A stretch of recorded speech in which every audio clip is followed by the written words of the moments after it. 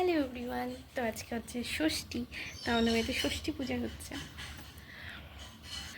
চলো দেখাই মা পুজো করছে। পাতাল পর্যন্ত দেখতো এই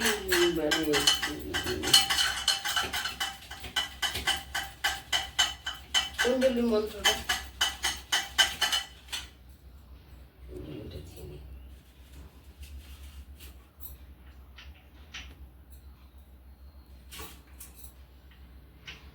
হবে না।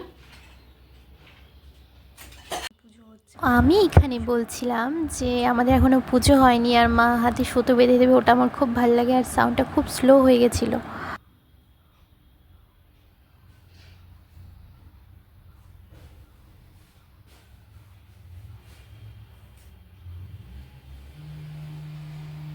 খুব ফাইনালি মা হচ্ছে ষষ্ঠীর সুতো বেঁধে দিয়েছে।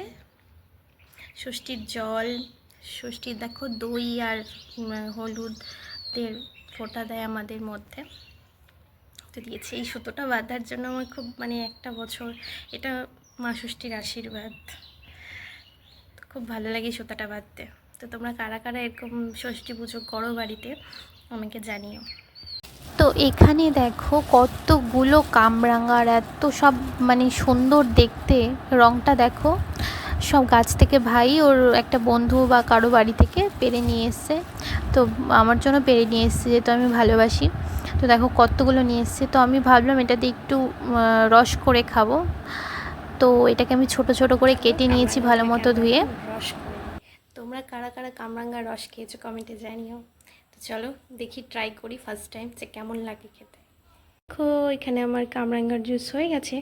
তো আমি এটাকে এখন এই ছাঁকনিটা এই কাপড়টার মধ্যে ঢেলে ছেঁকে নেব। দেখো এতটুকু রস হয়েছে। এবার এই রসটাকে আমি কাঁচের গ্লাসে ঢেলে নিচ্ছি।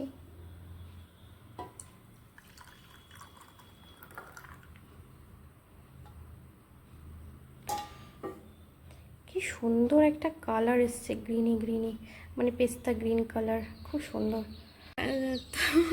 তো বন্ধুরা দেখো, তো আমি এটাকে এখন নিয়ে চলে এসেছি তোমাদের সামনে। তো আমি এখন খেয়ে দেখাবো যে কেমন খেতে হয়। এটা ফার্স্ট টাইম আমি ট্রাই করছি, জানি না তোমরা কীভাবে খাও কামরাঙ্গা। তো আমার মনে হলো যে প্রথমবার আমি এরকম একটু খাই রস করে, কেমন লাগে। তো খেয়ে দেখি।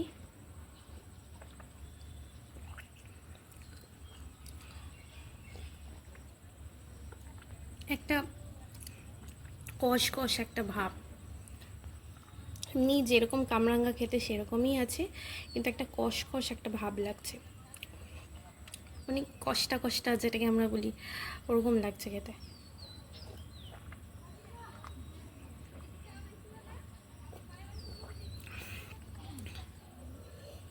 খেতে খারাপ না, বেশ ভালো।